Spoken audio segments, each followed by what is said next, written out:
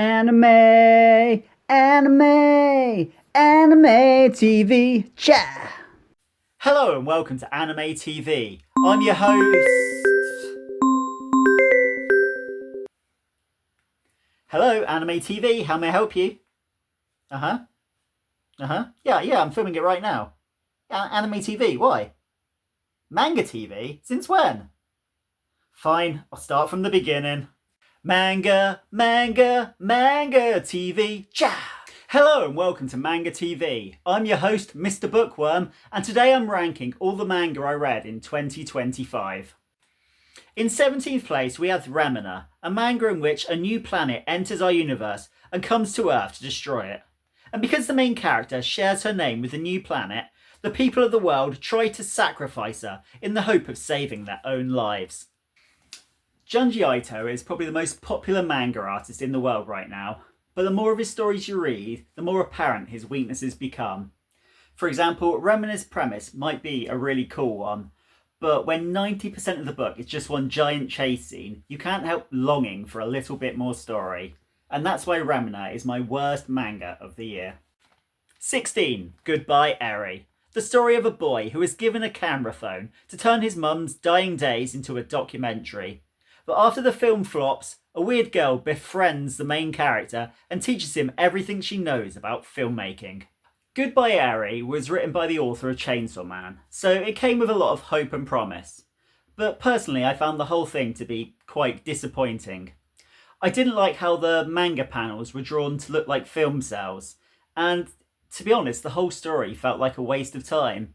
It felt like the whole story was only there just to set up some cheesy punchline. 15. Imperfect Girl. The story of a university student who is kidnapped by a weird child. But instead of escaping like a normal person, he deliberately remains captive just so he can find out what this girl's deal is. Now, I don't think I really need to tell you what was wrong with this manga. I think that's pretty apparent from its awful premise.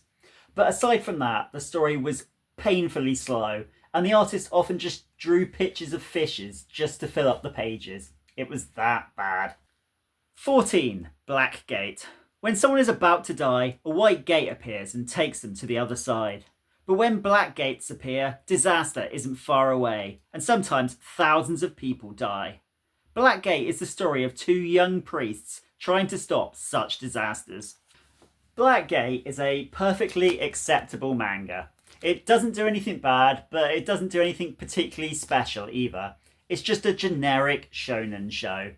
It's pretty much what Naruto would be if the whole cast of Naruto were actually Shinto priests. 13. She and Her Cat. This Makoto Shinkai manga is about a lonely, depressed girl who finds a cat. Yep, that's the premise, and to be honest, not a lot more than that actually happens in this manga. But although the story is as dull as dishwater, it's still quite endearing. And besides, who doesn't love a story about cats? 12. Line. In Line, a girl finds a phone and is told someone is about to kill themselves and only you can stop them. But you have to find them first. And so the game begins. Now, this might sound like the premise of every Japanese horror movie that's been released in the last 25 years, but Line is actually a lot of fun. I like the characters, I like the concept, it's just a shame the story was only 1 volume long. 11. Love in Focus.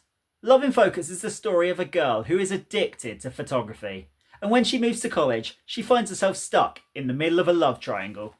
Love in Focus is probably the most generic shoujo manga there ever was, but the artwork is clean and crisp, and the story does a good job in making you side with one of the wannabe Romeos. But let's face it, we live in a shallow world, so there was only really ever going to be one outcome. 10. Solonin. Solonin follows a group of 20-somethings who have just realised that their dreams didn't come true. They are now stuck in dead-end jobs, full of regret, and they're not really sure what to do with the rest of their lives. Solonin has a reputation for being a bit of a manga classic, but for me it didn't quite hit the mark. Maybe I'm just a little bit too old to appreciate the story. Maybe the story would have resonated with me that little bit better if I'd just been a tiny bit younger. But I'm in denial, so I'm not going to accept that that's the reason. But no matter what I thought of this story, it still had several good moments, and I think Solomon is definitely worth a read. 9. Ghost in the Shell. Set far in the future, Ghost in the Shell follows an elite government task force whose speciality is dealing with technological crimes, whether that be cyborgs, artificial intelligence, or brain hacking. Now, I love Ghost in the Shell. The movies are bona fide classics, and the TV series are even better than that. Ghost in the Shell should be my favourite manga of the year. But unfortunately, it turns out that the source material is actually quite hit and miss. If you found the TV series or the movies difficult to follow, then you try the manga. It is so weighed down by technological jargon that it's almost unreadable. 8. All You Need Is Kill. The story of humanity's losing war against alien invaders. It begins with a soldier dying on his first ever trip to the battlefield, but he is then respawned and forced to relive the same day over and over again. Can this Groundhog Day scenario swing the battle in humanity's favour? Now, I'm sure that everyone has seen the Tom Cruise Hollywood adaptation of the original Japanese novel, but this manga adaptation of the same material is just as good. The story is retold by the creators of Death Note, and they use all their god-tier skills to turn this into an absolute classic. 7. I'll Give It My All. Tomorrow is the story of a lazy, middle-aged man who gives up his job to draw manga. The only problem is, he can't draw for shit. I really enjoyed I'll Give It My All Tomorrow. The artwork is beyond basic, but the story is really, really funny. It does take some time to adapt to the sense of humour and all the silly in-jokes, but the more of it you read, the more it grows on you, and by the end, you'll really, really love this manga. 6. The God's Lie. The God's Lie follows a schoolboy that instead of going to soccer camp, sneaks off to stay with a female classmate and her younger brother. And no one will ever find out, because her dad's on a fishing trip. But hey, when is your dad getting home anyway? I absolutely loved The God's Lie. It was an emotional journey with truly lovable characters. The story might only be 1 volume long, but it will leave you with hundreds of volumes worth of heartbreak. And that's why I think this manga is highly recommended. 5. Bakuman. The story of 2 boys who dream of a career in making manga, and one day hope to create the most popular manga in all of Shonen Jump magazine. This hefty 20-volume manga was written by the creators of Death Note. And although Bakuman doesn't quite hit the same heights that Death Note did, it's still a very enjoyable story. I loved all the in-jokes and the massive support cast, but what makes Bakuman truly great is how much you actually learn about the manga industry. 4. Tropic of the Sea. Tropic of the Sea follows a religious family who are responsible for safeguarding humanity's pact with the ocean. All they have to do is protect a single mermaid's egg, and in exchange they'll receive a rich bounty from the sea. But this age-old ritual is thrown into danger when a wealthy businessman learns of the egg and all of its magical properties. Tropic of the Sea is a commentary on urbanisation and the value of money over fading traditions.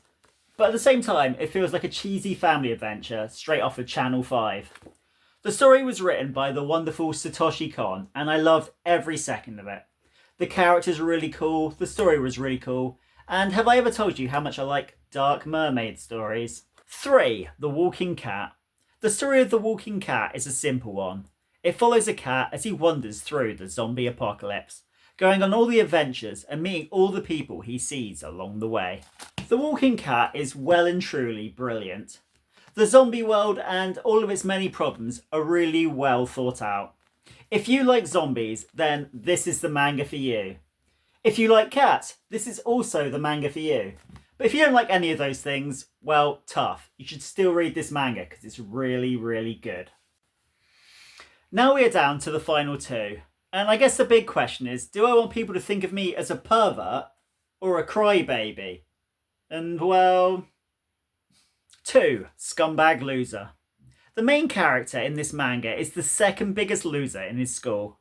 But when the biggest loser scores himself a super hot girlfriend, the main character has no choice but to show everyone a photo of an equally hot girl on his phone and then pretend that she's his girlfriend.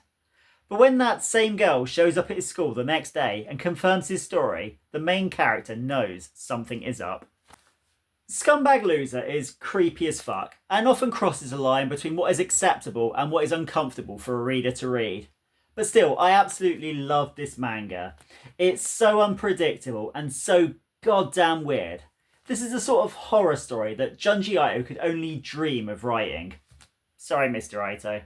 And this year's winner is I Want to Eat Your Pancreas, the story of a quiet boy who discovers his classmate is dying of a pancreatic illness. And as he's the only person who knows this secret, the girl befriends him. Because it's only when she's with him that she can truly be herself. I Want to Eat Your Pancreas is... I Want to Eat Your Pancreas is... Oh god, not again! No, in all seriousness, this manga is an absolute masterpiece and is told at exactly the right pace. You start to grow attached to the girl at the same speed as the main character, and because of that, it makes you feel like this is your story and not his. And by the end of the book, you are crossing your fingers every single time you turn the page, just hoping the girl can hang on for one more page.